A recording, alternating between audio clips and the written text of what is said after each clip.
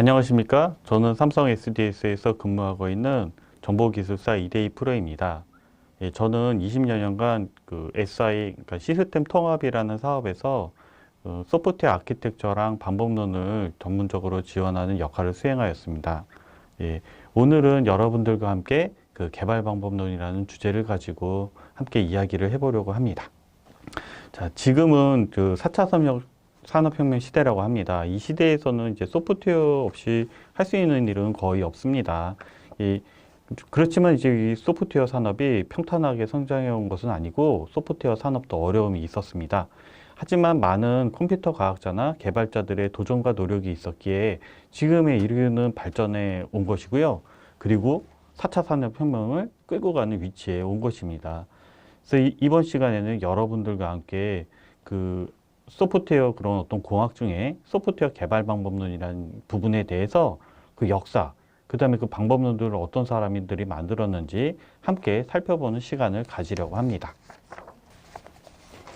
자, 우리가 이제 소프트웨어 그 개발 방법론에 대해서 얘기를 하려고 하면 먼저 이 소프트웨어에 대한 공학이라는 얘기를 알아야 되고요. 그 공학이라는 얘기를 하려고 그러면 여기 있는 이 소프트웨어 위기, 이런 내용을 좀 우리가 얘기해 봐야 되겠습니다. 그래서 여기랑 관련돼서 이제 첫 번째 우리가 살펴볼 인물은 소프트웨어 위기를 말씀하신 프리드리히 바우어 교수님입니다. 이분 독일의 정보학 아버지라고 불리시는 분이신데요.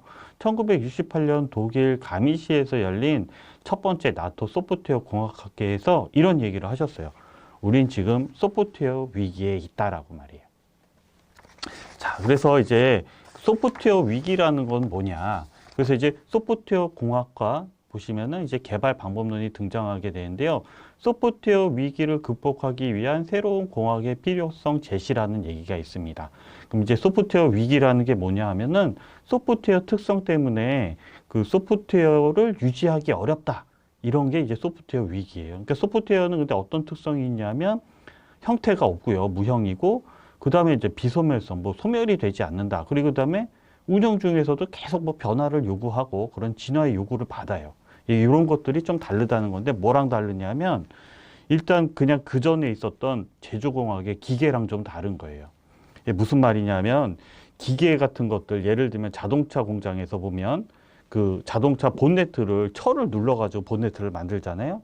그럼 그 누르는 그 기계가 있어요. 기계가 있는데 그 기계에는 이제 톱니바퀴가 있습니다. 톱니바퀴가 있어서 그 톱니바퀴가 맞물려서 돌아야지 이제 그 철판이 잘 눌려서 좋은 본네트가 나오는데 그 처음 톱니바퀴는 어떻게 되어 있냐면 톱니바퀴 틈에 옹이나 아니면은 이렇게 울퉁불퉁한 부분들이 있어서 그 강한 쇠를 누를 때 바퀴가 헛돌게 돼요. 그러면 본네트가 불량인 본네트가 나오죠. 근데 이제 이 기계는 어떤 특성이 있냐면 그 기계를 계속 돌리잖아요. 계속 돌리면 그 톱니바퀴에 있는 옹이나 아니면 울퉁불퉁한 부분들이 마모가 돼가지고 이 톱니바퀴가 힘이 잘 받게 돌게 돼 있어요. 그런 걸 보고 기계가 길이 든다고 합니다. 그래서 이제 그 일반적인 기계의 경우에는 어떤 이제 불량이 있다라고 이렇게 얘기를 할 때 요 시간, 그 기계를 운영하는 시간으로 이렇게 보면은 처음에는 불량이 많아요. 아까 전처럼 옹이가 이렇게 있어가지고. 근데 옹이가 돼서 기계가 길이 들면은 불량이 점점 줄어들어요. 그러다가 어떻게 되냐면 이 톱니바퀴도 이제 열이나 압력을 받게 되면 휘어지거나 부서지게 돼요. 그럼 고장 나는 거죠. 그럼 갑자기 불량이 싹 올라갑니다. 그래서 이제 이때는 기계가 수명이 다다른 거기 때문에 기계를 교체해 주면 돼요. 우리는 소프트웨어 전에는 이런 방식으로 기계를 다뤄왔는데 소프트웨어를 똑같이 기계 다루듯이 하면 문제가 생긴다는 거예요. 예를 들어서 오류가 있는 소프트웨어를 우리가 여러 번 돌린다고 해서 그 소프트웨어가 자동으로 길이 들어서 거기에 있는 버그나 오류가 자동으로 고쳐지지 않아요. 그렇게 기다렸다가는 어떻게 되냐면 계속 문제가 되기 때문에 이 품질 저하가 일어나고요. 그 다음에 이제 이게 기계처럼 계속 두면은 고쳐질 줄 알았는데 안 고쳐졌구나. 그럼 이제 시간이 많이 지났죠. 그래서 이제 일정도 지연이 되고 그러면 요거 고치기 위한 돈도 더 들고 그러면은 이거를 운영하는 사장님 입장에서는 소프트웨어 유지 못 하겠는데 그러면 이제 소프트웨어 하시는 분들은 이제 실직하시죠. 위기가 있는 거예요. 그래서 이거는 왜 이런 위기는 왜 발생했냐? 소프트웨어 특성이 있는데 기존에 있는 공학 방식으로 적용하려니까 문제가 생긴 거예요. 그래서 뭐가 필요해요? 새로운 공학, 소프트웨어 공학이 필요하다. 이런 얘기가 나온 겁니다. 사실 이 공학이라는 얘기를 한 게 의미가 있는 게 이전에는 소프트웨어 기법이 없었냐? 있었어요. 있었는데 그 기법은 그냥 특정 사람의 경험담, 노하우 이런 거였는데 우리가 이제 공학이라는 말을 썼잖아요. 그럼 어떻게 되냐면 이거는 체계를 가진 지식으로서 관리되고 발전되는 그런 지식으로 승화가 된 거예요. 그래서 그런 요소를 보면은 품질이라는 게 있고요. 그 다음에 이제 프로세스, 그 다음에 방법론, 도구 이렇게 소프트웨어 공학이 구성이 되어 있습니다.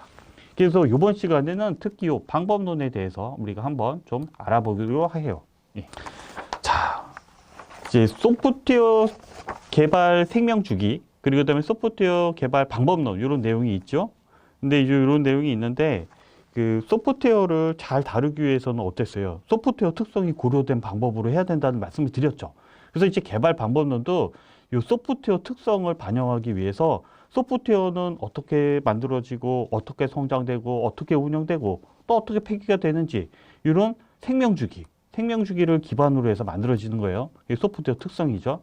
그다음에 여기다가 어떤 원리를 해요? 공학적인 원리를 넣어서 이 개발 방법론이 이제 나오게 되는 겁니다. 소프트웨어 개발 생명주기를 잠깐 살펴보겠습니다. 소프트웨어 디벨롭먼트 라이프 사이클이라고 하는데요. 뭐 일반적인 설명은 왜 만들어지냐? 요구사항. 거기에 대해서 분석하고 설계하고 개발하고 테스트, 운영, 폐기. 요거를 이제 주기로 보는 거예요. 연속된 주기로 보고선 효과적으로 수행하기 위해서는 어떤 프로세스가 필요한지 모델링한 게 요 개발 생명주기인 거예요. 그래서 주요 모델에는 뭐 폭포수 모델, 나선형 모델, 점진반복형 모델 뭐 이런 것들이 있습니다.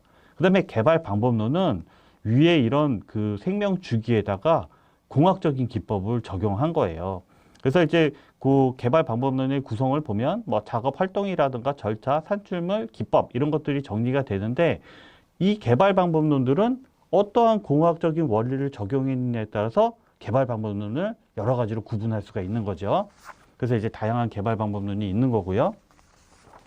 그래서 이제 그 소프트웨어 개발 방법론의 진화와 분류. 그러니까 이제 그 시대적 변화를 수용하기 위해 개발 방법론이 진화했다. 이 개발 방법론이 제정될 때는 그 시대의 어떤 문제점을 잘 해결하는 방식으로 진화해왔습니다. 제가 여기서 말씀드리고 싶은 내용은 뭐 예를 들어서 옛날에 만들어진 구조적 방법론이 뭔가 부족하다, 모자르다 이런 게 아니라요. 그 시대에는 적절하게 대응을 한 거예요. 그 시대의 문제를 해결할 때는 과하지 않았다는 거예요. 여러분들, 사람들이 뭔가를 대비할 때는 예측 가능한 거나 상상 가능한 거를 대응하지 상상을 못한 걸 일단 대응을 못해요. 여러분들이 뭐 예를 들어서 길을 가다가 36,000m 위에 인공위성 있잖아요. 그게 나한테 떨어지면 어떡하지라고 걱정하는 순간은 이미 상상을 하신 거잖아요. 그러니까 상상을 한 것만 대응을 할 수 있고 상상을 하지 못한 건 대응 못해요. 그러니까는 구조적 방법론을 만들 때 상상을 못한 거에 대해서 구조적 방법론이 뭔가 보완한다 이런 거는 좀 사실상 어려운 거예요. 다만 이게 우리가 진화하고 뭔가 잘 되는 그런 영역에 가면 이슈가 나타났을 때 많은 과학자나 개발자들이 이슈에 대해서 지혜를 모아서 극복하려고 노력을 했다는 거죠. 그런 노력의 결과로 구조적인 방법론, 또 이제 80년대 어떤 시대적인 문제점에 따른 그걸 해결하기 위해 정보공학 방법론, 또 객체지향 방법론, 그 다음에 컴포넌트 개발, 그 다음에 애자일 방법론 이렇게 진화를 해 나갔다는 거예요. 그래서 이제 앞서 말씀드린 것처럼 이 개발 방법론들은요, 그 개발 방법론들이 구조적 방법론이나 뭐 정보공학 방법론 이렇게 넘어갈 때 이 정보공학 방법론은 구조적 방법론에서 제한하지 않은 공학적인 특성을 갖고 있어요. 그래서 그런 것들 때문에 방법론들이 구분이 되는 거고요. 그런 공학적인 특성은 그냥 하늘에서 나온 게 아니에요. 이게 되게 훌륭한 분들이 뭐 이슈에 대해서 고민을 해가지고 여러 사람들이 정리해서 만들어진 거죠. 그래서 이 분야에 사실 훌륭한 분들이 엄청나게 많은데 오늘 이 시간에는 제가 뭐 좋아하는 분들로 이렇게 정리했다. 이런 점은 이해해 주시면 좋겠고요. 그럼 구조적 방법론부터 한번 같이 볼까요? 자, 구조적 방법론. 고우투문의 단점을 말한 에츠허르 데이크스트라. 자, 이제 소프트웨어 위기는 소프트웨어 특성으로 소프트웨어가 복잡해져 가지고 소프트웨어를 유지하기 어려운 상황. 이런 걸 의미한다고 말씀을 드렸죠. 이러할 때 에처르 데이크스트라라는 분이 계셨어요. 흔히 이제 다익스트라라고도 이제 많이 얘기를 하죠. 이분 네덜란드 출신 컴퓨터 과학자인데요. 최단 경로 문제 이런 거 해결하신 분으로 좀 유명해요. 근데 우리가 오늘 말하고자 하는 방법론 관점에서는 이분 뭐라고 얘기를 하셨냐면 고투문을 무분별하게 사용하기 때문에 소프트웨어가 복잡한다 이렇게 얘기하시면서 특히 업무 로직 설계는 순차, 선택, 반복 이 세 가지 요소로 그렇죠? 순차, 선택, 반복 이 세 가지 요소로 모든 로직 설계할 수 있다라고 하는 구조적 방법론의 핵심 개념을 정리하셨습니다. 지금도 이거는 함수 개발할 때는 사실상 쓰는 내용이에요. 자, 어떤 내용인지 볼까요? 자, 이 특징을 한번 살펴보면은 우선 구조적 방법론은 프로그램 중심이다 이런 얘기를 해요. 예, 그리고 그다음에 분석 도구에는 뭐 자료 흐름도, 그죠? 그다음에 이제 프로그램 작성을 하기 위해서 단어를 이렇게 정리하는 자료 사전, 그다음에 이제 소단위 명세서 이런 게 있어요. 그래서 이제 어떤 업무를 소프트웨어로 작성하기 위해서는 모델을 만들 때는 이제 순차, 그다음에 분기, 반복 이걸로 모델링 할 수 있습니다. 이 구조적 모델링 예를 보시면 요 네모표 있잖아요. 네모표. 요게 이제 순차. 그다음에 여기 육각형, 요게 반복. 그다음에 여기 마름모, 요게 분기 이런 내용이에요. 그래서 이렇게 그림으로 보면 여러 사람들이 같이 생각을 공유하기 좀 편하겠죠. 사실 데이크스트라 이분은 알고리즘에서 좀 더 유명하신 것 같아요. 제 생각엔. 근데 알고리즘 같은 경우에는 계산량이 중요한데 요 그림에서 보시면은 요 육각형 있죠. 육각형. 요 반복. 요 반복이 몇 번 중첩되어 있냐에 따라서 알고리즘의 어떤 속도 같은 것들을 계산량으로 표현할 수가 있어요. 뭐 예를 들면 빅 O에 뭐 지금 요거 그림 같은 거에는 n이고 요 육각형 요 분기 반복문이 이렇게 중첩이 되면 뭐 n제곱 아니면 뭐 n 로그 n 뭐 이런 식으로 요 그림만 봐도 이 지금 소프트웨어가 시간이 얼마나 걸릴지 아니면은 뭐 자원을 얼마나 쓸지 이런 것들을 판단할 수가 있는 거예요. 그렇죠? 그래서 되게 연구소, 뭐 우주 아니면 군사 이런 데서 이제 그 특수한 그 소프트웨어를 만들 때는 이런 걸 가지고서 알고리즘을 연구하면서 쓰다가 점차 이 소프트웨어를 기업 영역으로 이제 확장하고 싶어졌어요. 근데 기업에 가면은 왜 복잡한 계산보다는 뭐 회사의 자료를 저장하고 공유하는데 또 이런 것들은 큰 소프트웨어를 만들어야 되거든요. 근데 이제 이 구조적인 방법은 뭔가 아까 전처럼 뭐 군사, 우주 이런 데서 복잡한 프로그램을 잘 만들고 알고리즘을 좀 개발을 잘하는데 좀 이렇게 관점이 있었는데 큰 소프트웨어 만드는 이제 그 이슈가 발생이 되니까 뭔가 이제 새로운 방법이 이제 필요하게 된 거죠. 그래서 이제 나온 것이 다음을 한번 보겠습니다. 예, 정보공학 방법론이에요. 기업용 소프트웨어 개발 전략을 제시한 제임스 마틴. 예. 앞서서 얘기한 것처럼 우리가 큰 소프트웨어를 만들 때는 이제 어떻게 만들어야 될까요? 나눠서 만들어야겠죠. 나눠서. 근데 매우 큰 소프트웨어를 효과적으로 나누어서 만들기 위해서는 뭐가 필요해요? 전략이 필요하다라고 말씀하신 분이 바로 영국 출신 컴퓨터 과학자 제임스 마틴이라는 분이에요. 근데 이분 조금 대단한 게 그 1970년대 말이에요. 지금과 같은 네트워크 사회가 도래한다고 예언을 하신 분이에요. 그래서 이제 이분은 뭐 컴퓨터 과학자기도 하지만 미래학자 이렇게 불리기도 해요. 이가 얼마나 대단하냐면 여러분들 그 1970년대는 어땠냐 하면 저는 이제 서울에 살았는데 한옥집에 살았어요. 방마다 이제 아궁이가 있고요. 신발도 부엌도 신발 신고 나가야 돼요. 뜨거운 물도 안 나와서 뭐 겨울에는 부엌에다 소수에 막 무릎 꿇고 막 이런 식이거든요. 집에 있는 전자기기는요. 전화기, 텔레비전, 라디오, 냉장고 그다음에 전기를 쓰는 거는 뭐 전기골로, 전기 다리미 이런 거밖에 없었어요. 근데 이런 시기에 지금처럼 핸드폰 들고 다니는 네트워크 그 사회를 이렇게 탁 예측하셨다고 하니까 이게 이분이 얼마나 대단하신 분입니까?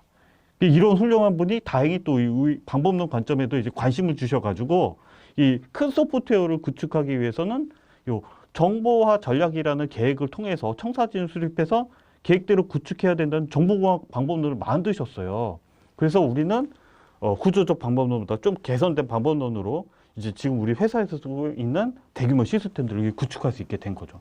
그 다음에 이분이 조금 더 대단한 건 뭐냐면 사실 이전까지는 뭐 그 소프트웨어 이제 그 개발하면은 개발을 만드는 건데 이거를 컨설팅 영역으로 확장을 시킨 거예요.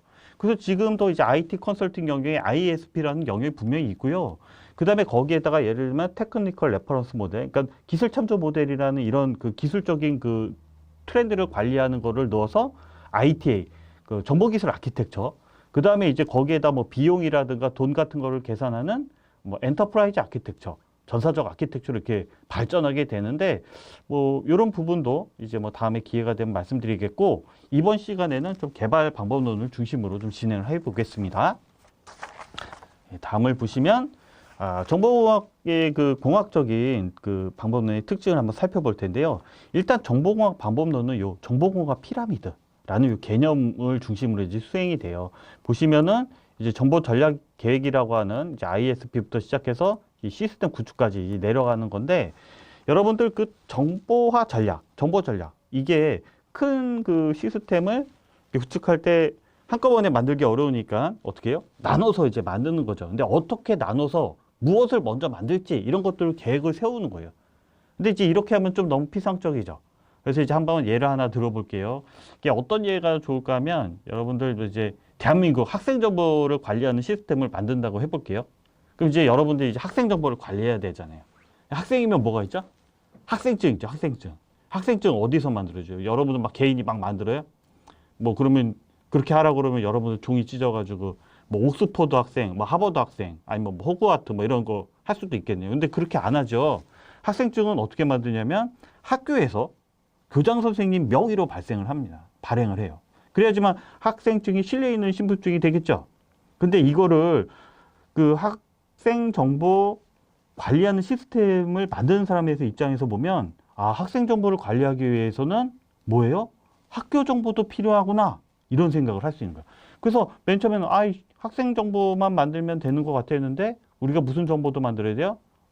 학교 정보도 만들어야 된다.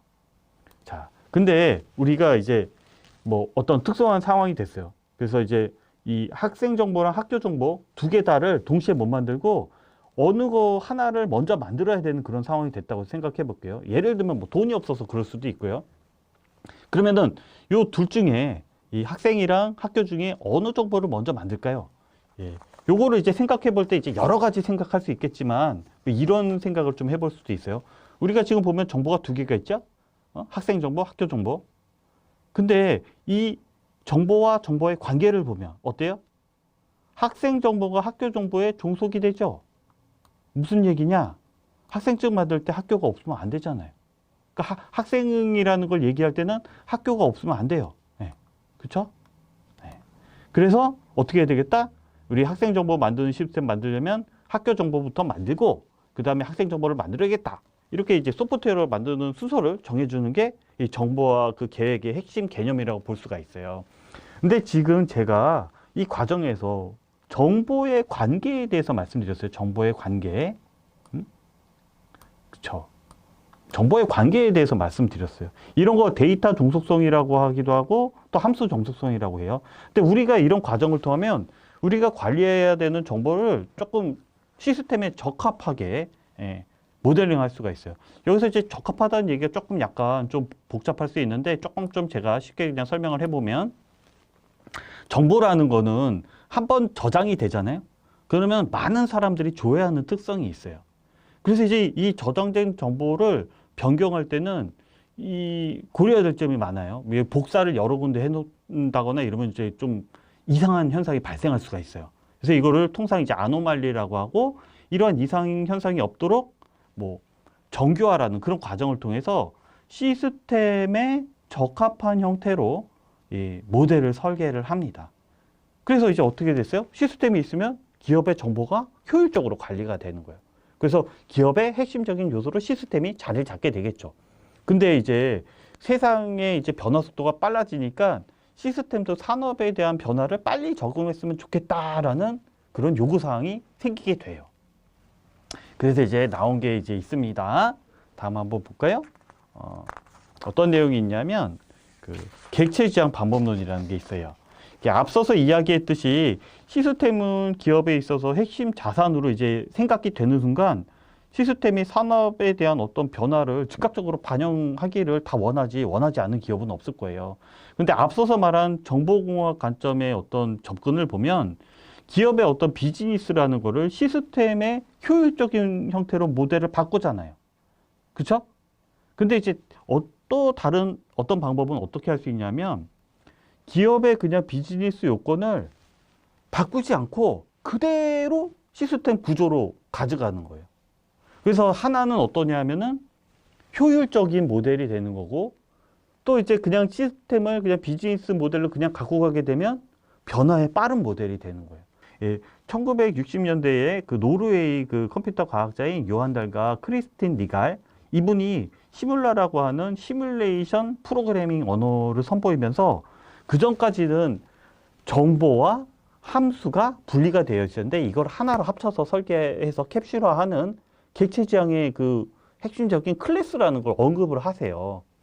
그리고 그다음에 요게 정말 이제 그 뭐 우리 사회에서 조금 더 사용이 된 거는 그 미국의 전산학자 앨런 케이라는 분이 있어요. 이분이 스몰토크라는 이제 프로그램에서 GUI, 지금 우리가 보면 윈도우에서 뭐 이벤트 뭐지 그 아이콘 막 클릭하고 이러잖아요.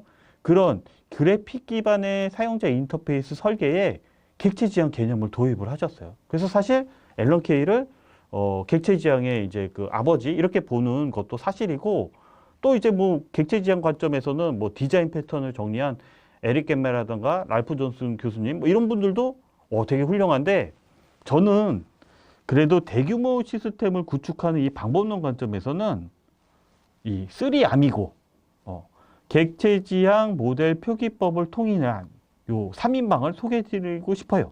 첫 번째 분, 이분 그레디 부치라고 하는 개발자시고요.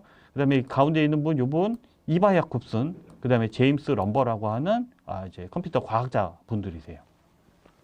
이분들이 이 힘을 합치셔가지고 무슨 일을 하셨냐면 1960년대부터 90년대까지 숱하 많은 그 객체 지향 개발 방법론이 어마어마하게 많았는데 다 이렇게 묻어버리셨어요. 이렇게 묻어버리시고, 방법론이라고 하긴 좀 그렇지만 이제 사실 통상 표기법이라고 해요. 노테이션. 통합 모델링 표기법이라는 거를 만들어 가지고 이제 하나로 통합을 하신 거예요. 이제 대단하시죠. 그리고 그다음에 이 그 UML이라고 하는 거 여러 가지 특징이 있어요. 무슨 뭐 문서화의 언어다 뭐 이런 여러 가지 특징이 있는데, 제가 얘기 드리고 싶은 거는 구축의 언어라는 특징이에요. 구축의 언어라고 하는 건 뭐냐면 이걸 모델을 만들잖아요.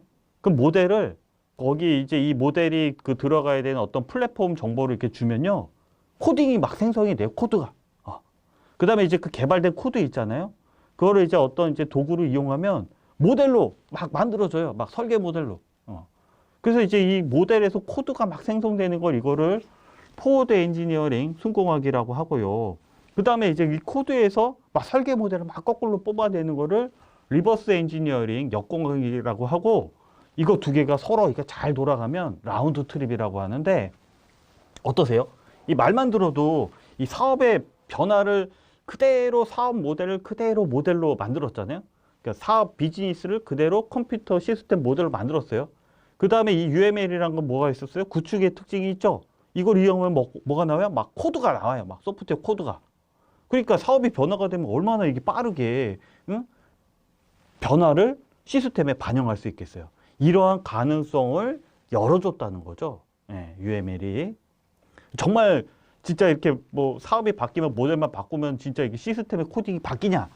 그거는 조금 좀 다른 얘기예요. 근데 이제 사실 진짜 그렇게 되면 저희 같은 이제 전산이나 개발하는 사람은 이제 먹고 살기가 힘들겠죠. 그래서 그렇게는 안 되고, 정보공학 방법론에 비해서 사업의 변화를 좀 더 빠르게 적용할 수 있다는 얘기고, 그리고 그다음에 저희가 이런 것들에 대해서 산업체에서 연구를 많이 했어요. 연구를 많이 해서 뭐 MDD, 모델 드리븐 디벨롭먼트, 모델 드리븐 뭐 아키텍처, MDA 이런 관점에서는 실제 좀 어느 정도 완성도 있는 코딩을 만들기도 해요.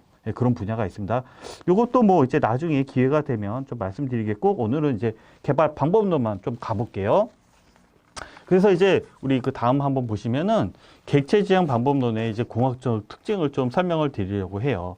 사실 이제 그 객체 지향 특징이라고 하면은 뭐 캡슐화, 추상화, 다형성, 정보 상속, 정보 은닉 상속 뭐 이런 것들을 좀 얘기를 많이 합니다. 근데 그런 것들은 다른 책에도 있고, 제가 여기서 이제 업종에 대한 전문적인 실무자로서 특별히 얘기 드리고 싶은 내용은 뭐냐면, 객체지향 이 방법론 있잖아요. 객체지향 방법론이 그 현실의 문제를 그대로 이렇게 반영을 하기 위해서 이 문제 요구사항 정의할 때 유즈 케이스라는 걸 쓴다는 거예요.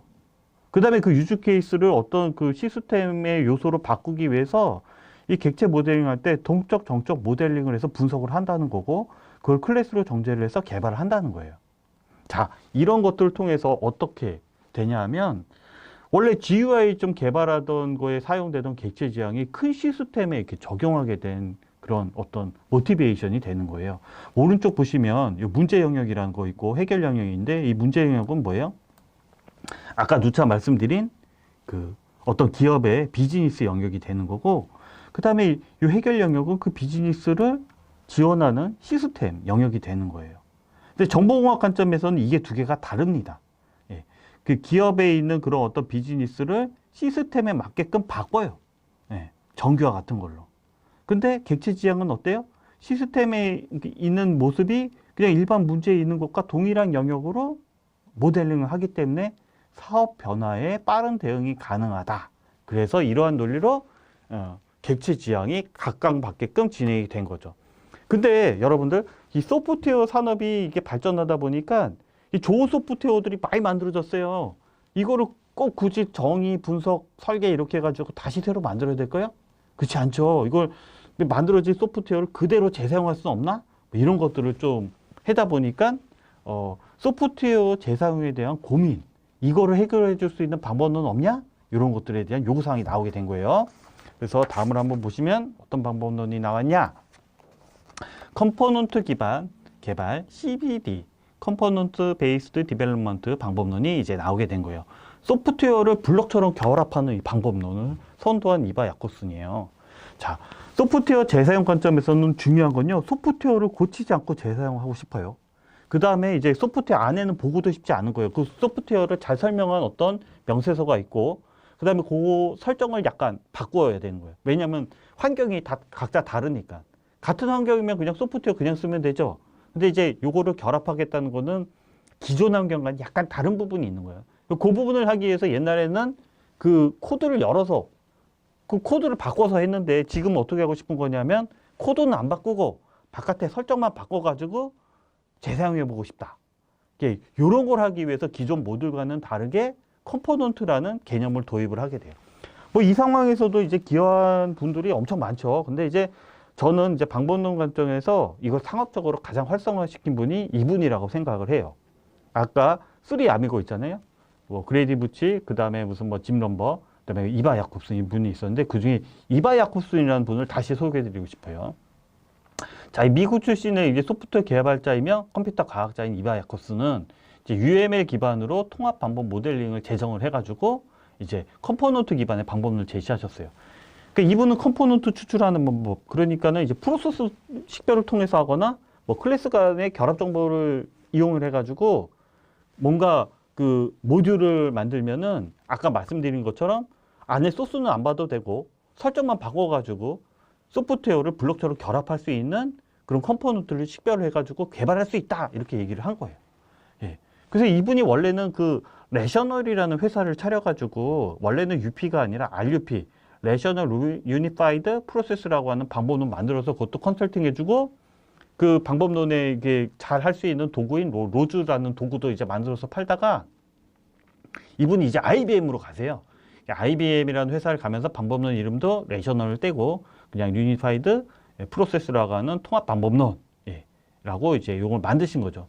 근데 또 이제 재미있는 게, 이분이 이제 IBM 가시면서 이제 IBM 연구원 중에 필립 크루첸이라는 분이 계세요. 근데 이분은 이제 좀 아키텍처 관련된 분이신데, 포플러스 원뷰라는 그 이제 그 논문으로 좀 유명하신 분이에요. 근데 이분이 원래는 이 그 포플러스 원뷰의 가운데 그 중심이 되는 게 시나리오였어요. 시나리오라고 하는 건데, 이바 야콥슨 박사님이 이제 IBM에 오시니까 이분이 시나리오라는 걸, 이바 야콥슨이 아까 전에 뭐 했어요? 유즈 케이스 했죠. 유즈 케이스로 바꾸고, 그 다음에 포플러스 원뷰에 있는 모든 모델을 UML로 다 바꿔주셨어요. 그래가지고 이제 이 컴포넌트 기반 개발 방법론의 어떤 아키텍처에 대한 근간 같은 것도 같이 만들어주신 분이죠. 이 소프트웨어 아키텍처도 좀 재미있는 얘기가 많은데 이것도 뭐 나중에 기회가 되면 함께 이제 이야기해 보기로 하고요. 자, 이제 그 CBD 방법론에서 한번 좀 더 볼까요? 어떤 내용이 있는지.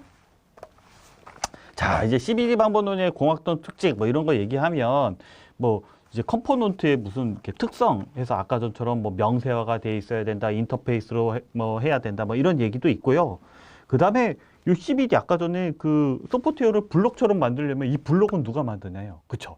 그래서 컴포넌트 개발, 그러니까 CD, CBD 이런 얘기를 해요. 컴포넌트 개발, 뭐 컴포넌트 기반 개발. 그 다음에 이제 이런 컴포넌트를 재사용하려고 하면은 이 컴포넌트를 저장을 해놓는 어떤 저장소, 쉽게 찾아볼 수 있는 그런 것들에 대한 방법들을 이제 구성하는 얘기가 있습니다만, 여기서는 이제 방법론 진화 관점에서 좀 보면은 이게 실제 그 대규모 그 시스템 구축하는 방법론 수행할 때 점진 개발적인 방법론은 그런 어떤 그 라이프 사이클을 쓰지 않았는데 CBD가 오면서 그런 것들을 좀 쓰게 돼요. 이 보시면 여기 그림 보시면 여기 이제 그 I라고 하는 요 E라고 하는 요게 다 이터레이션이라는 건데 이때마다 뭔가 실행 가능한 모듈들을 하나씩 만들어내야 된다라고 하면서 점진 방법론적인 어떤 개발 생명 주기를 올리는 그런 방법론이 된 거예요. 그러다 보니까 요 만들어진 단위를 단독적으로 수행할 수 있는 컴포넌트로 개발해야 된다 이렇게 얘기를 하시고요. 그 다음에는 이제 컴포넌트들이 많이 만들어지면서 어떻게 되냐면 여기도 컴포넌트 만들어지는데 이 컴포넌트들이 또 이제 관계를 맺게 돼요. 그러면 어떤 일이 벌어지냐면 이 앞 단계에 만들어진 거는 하나도 변경이 안 됐는데 뒤에 만들어진 거에 대한 어떤 사이드 이펙트 때문에 뭔가 오류가 이 앞단에서 발견이 될 수가 있어요. 그래서 이런 걸 찾는 거를 회귀 테스트라고 합니다. 컨티뉴어스 테스트. 그래서 이제 이러한 CBD 방법론을 하면서 아까 전에 만들어진 이 실행 가능한 이 컴포넌트를 실행하는 환경은 뭐냐 하면 프레임워크라는 환경이에요. 프레임워크. 그 다음에 지금 요거는 이터레이션이라고 하는 점진 반복 주기고, 그 다음에 이 프레임워크는 뭘 갖고 있냐면은 어플리케이션 아키텍처, 소프트웨어 아키텍처를 갖고 있습니다. 그리고 그 다음에 아까 말씀드린 것처럼 점진 반복이 되기 때문에 새로운 기능이 추가될 때 하나도 변경되지 않은 소프트웨어에서 사이드 이펙트로 문제가 발견될 수가 있어요. 그런 걸 하기 위해서는 컨티뉴어스 테스트, 회귀 테스트가 필요하다. 그래서 실로 이 시기는 온갖 그 공학적 그 개발에 대한 기법들이 총 정리가 되는 거예요. 이 향후에 SOA, 그러니까 서비스 오리엔티드 아키텍처나 뭐 MSA, 마이크로 서비스 아키텍처나 이런 쪽에도 영향을 어마어마하게 줍니다. 예. 근데 이 지금 과유불급, 이게 진짜 명언이에요. 사람들이 공학적 기법이 너무 난무하니까 지쳐가는 거예요. 공학을 위한 공학을 쓰는 것 같다. 그러다 보니까 개발 인생의 진짜 참가치는 뭐냐? 우리가 개발로서 사회에 공헌할 수 있는 건 뭐냐? 진짜 우리가 그걸 위해서 일을 하는 거냐? 이 방법론보다는 이제 정말 고차원적인 고민이 된 거예요. 그래서 다음을 한번 볼까요? 애자일 개발 문화. 그래요. 방법론을 넘어선 개발 문화의 르네상스의 주역 애자일 구루들입니다. 엄청 많아요. 진짜. 그래서 이제 제가 한두 분을 한 3분 정도를 뽑아봤는데 사실 저는 이 개발 방법론의 공학적인 기법을 적용하는 거에 대해서 아주 긍정적인 사람이에요. 20년 동안 그런 일을 했으니까. 그렇죠. 근데 이제 저랑 좀 다른 분들은 그건 소프트웨어의 공학 바벨탑 뭐 또는 악의 축 뭐 이렇게 생각하시는 분들도 있어요. 그래서 게다가 이제 실제 이제 프로젝트 나가서 앞서 말한 그런 공학적인 기법들을 다 적용하자 그러면 분위기가 아주 이제 험악해집니다. 근데 그렇다고 해서 이제 공학적인 방법론 이거를 이제 뭐 그렇게 문제가 있다라고 하는 건 문제가 되는 부분을 지적을 하는 거니까 그런 부분의 말씀들은 되게 이제 중요한 말씀이고 좋죠. 그리고 그다음에 상황에 맞게 또는 기민하게 대응하자. 이것도 바른 말씀이에요. 그래서 이런 것들 때문에 개발 문화가 나오게 된 것입니다. 애자일 개발 문화가. 유래를 한번 살펴보면요. 자, 2001년이에요. 2001년에 이제 미국 유타주에서 한 스키장에서 이제 그의 그 소프트웨어 부자의 구루면은 이제 그 스승님, 뭐 사부님, 뭐 이런 느낌이죠. 이제 훌륭한 개발자들이신 거예요. 그래서 이제 그런 무협지를 보면 이제 무림 장문인들, 이런 분들이 모이셔가지고 이제 그 애지알 매니페스토, 애지알 선언문을 작성을 해서 세상에 알리셨어요. 자, 이 사진 보시면은 무림 장모님, 이분 뭐 소림사 장모님 같죠? 예, 이분이 켄트백. 그 다음에 이분, 이렇게 수염나시는 이분, 예, 뭐 무당파 장모님 같은 이분, 예, 마틴 파울러. 그 다음에 이분, 로버트 C. 마틴, 예, 이런 분들이에요. 자, 이런 분들 등 한 17분이 모이셔가지고, 이제 애지알 그 선언문들을 작성해가지고, 이제 세상에 알리게 된 거예요. 예. 그래서 쌤, 이 위에 있는 개발, 요 문화대로 우리가 지금 실제 그렇게 개발을 많이 하고 있습니다. 자, 요 켄트백, 맨 위에 있는 요분, XP라고 하는 책, 익스트리밍 프로그래밍 또는 TDD, 테스트 드리븐 디벨롭먼트라는 이런 책으로 이제 테스트 기반의 개발 방법론, 이런 책으로 되게 유명하시고요. 그 다음에 여기 로버트 C. 마틴 이분 되게 이제 오래된 분이신데, 최근에 책이라고 하기엔 좀 그렇지만, 클린 시리즈가 좀 유명하세요. 그 다음에 이제 코드 장인, 코드 크래프트맨. 그래서 클린 코드, 클린 아키텍처 이런 것들, 그런 책들 되게 좀 우리가 잘 보고 있고요. 이 마틴 파울러는 리팩토링이라든가, 굉장히 많은 그런 이제 책을 쓰셨고, 그리고 그 다음에 최근에는 이제 MS에 관련돼서도 리더로서, 선도를 하시면서, 예, 활동을 하고 계세요. 이분들 다 굉장히 핫한 분들입니다. 그래서 아무튼 지금 우리가 쓰고 있는 어떤 방법론들이 근간이 되는 그 애지알 선언문 좀 살펴볼게요. 어떤 것들이 있나.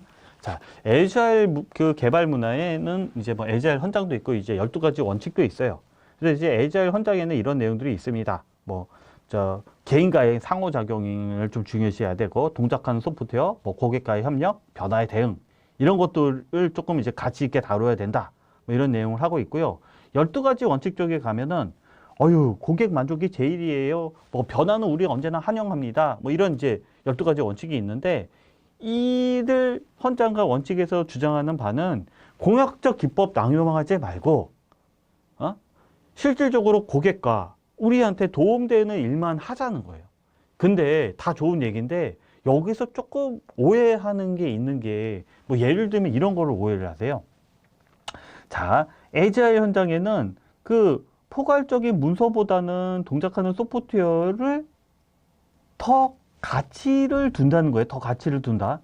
근데 이제 어떻게 얘기하냐면, 동작하는 소프트웨어가 중요하기 때문에 문서는 필요 없어요. 라고 이렇게 오해하시는 분들이 계세요.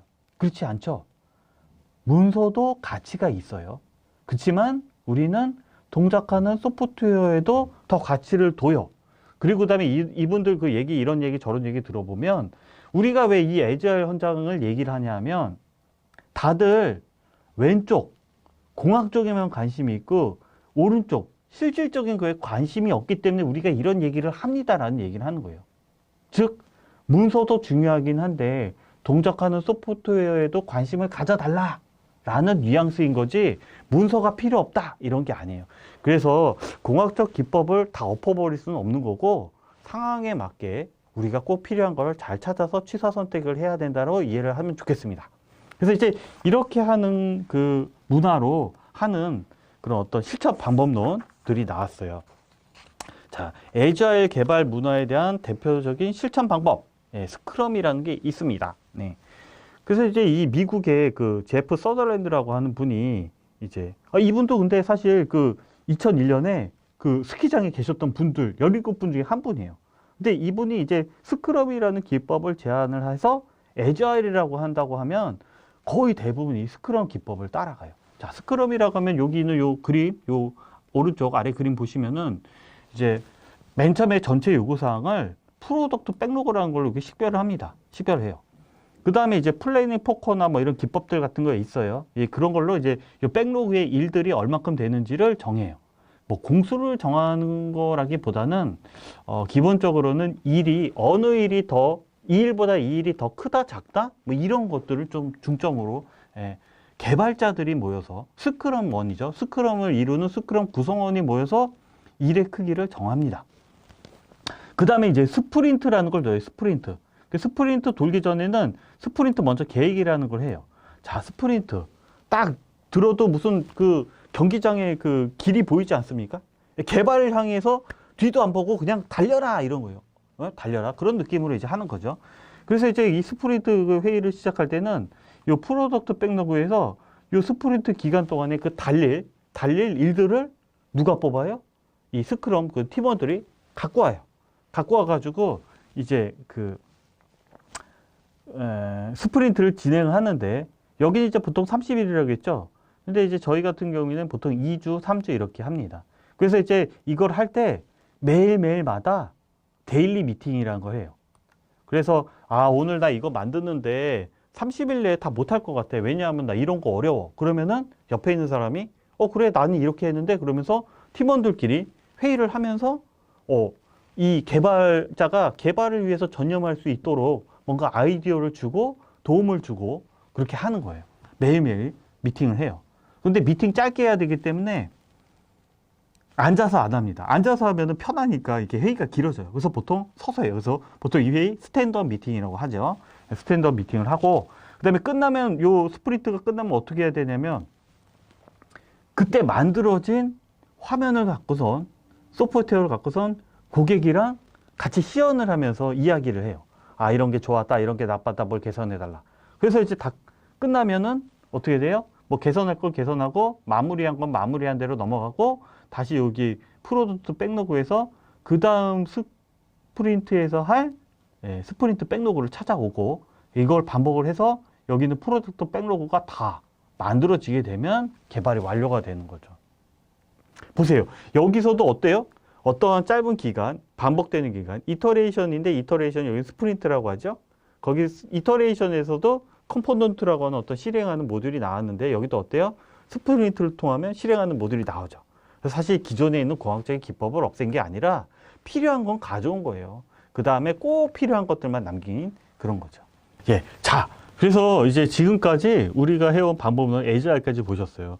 그런데 앞으로도 이제 어떤 방법론이 되냐? 거기에 대해서는 사실 의견이 굉장히 분분한데 이제 그 최신 방법론은 이제 에자일을 기반으로 하죠. 에자일 기반으로 하고 린이나 아니면 디자인 싱킹 같은 이런 기법들을 넣어서 이제 발전을 하게 될 것으로 생각을 하고 있습니다. 자, 린이라고 하는 기법은 어떤 기법이냐 하면 일본 자동차 회사 도요타에서 원래 제조 프로세스가 있어요. 그 제조 프로세스에 있는 걸 가지고선 에자일 얼라이언스에 메리 포펜딕이라고 하는 분이 이 소프트웨어 개발 쪽에다가 넣으신 거예요. 그래서 이제 사실은 이거는 어떤 방법론이라기보다는 좀 사고방식에 가까워요. 핵심은 뭐 낭비를 제거하자. 그래서 이제 뭐 요구하지 않는 기능은 뭐 만들지 말자. 뭐 이런 것들이 이제 핵심이고요. 그 다음에 이제 두 번째 디자인 싱킹이라고 하는 거는 어떤 내용이냐면 그 디자인 회사 아이디오라는 회사의 그 CEO 팀 브라운이라는 분이 이제 이 디자인 싱킹에 대해서 얘기했어요. 근데 이제 요거를 좀 요약을 해보면 결국 소프트웨어 개발할 때 가장 어려운 부분은 뭐냐면요. 정확한 요구사항을 받는 거예요. 왜 그러냐면 이것은 고객도 본인이 뭘 요구하시는지 사실 잘 모르세요. 그래서 요구사항이 맨 처음엔 좀 이상하게 됐다가 개발이 끝나가는 시점에서야 비로소 이 고객이 나 이렇게 요구 안 한 거예요 하면서 요구사항을 번복하는 게 굉장히 많습니다. 그래서 디자인 싱크는 그러한 관점에서 고객의 요구사항을 그냥 그대로 받기보다는 고객에 대한 어떤 환경, 고객에 대해서 공감, 그 다음에 고객에 대해서 궁극적인 가치나 의미 있는 가치를 찾는 거예요. 공감하고 고객 입장에서 보니까 고객에서 혹시 이 궁극적인 가치 이런 거 아니에요? 원래 의미 있는 가치 이런 거 아닙니까? 라고 해서 요구사항을 굉장히 필요한 요구사항으로 만들어줘요. 그래서 요구사항을 지금은 사실은 잘 못 받고 있는데 그런 것들을 좀 잘 찾아주는 대안이 될 거라고 생각을 하는 거죠. 그래서 차세대 방법론은 고객이랑 소통을 하면서 문제를 해결에 의한 요구사항을 잘 끌어내는 그런 방법론으로 이제 진화 중이다 하겠습니다. 네, 지금까지 소프트웨어 위기, 그 다음에 소프트웨어 공학, 그 다음에 거기에 관련된 개발 방법론, 그 다음에 거기에서 이렇게 뛰어나게 영향을 발휘하신 여러 인물들에 대해서 살펴보았고요. 그 다음에 이제 앞으로의 어떤 개발 방법론은 요구사항을 잘 끌어나가는 그런 방법론으로 진화할 것이다라고 설명을 드렸습니다. 어떻게 재미있게 들으셨나요? 그래서 이제 4차 산업혁명의 핵심이 되고 끌어가는 소프트웨어를 더 발전시키기 위해서는 제 생각에는 이런 개발 방법론도 여러 IT인들이 좀 관심을 갖고 좀 발전시켜 주셨으면 좋겠다는 생각이 듭니다. 이로써 오늘의 내용을 마치도록 하겠습니다. 감사합니다.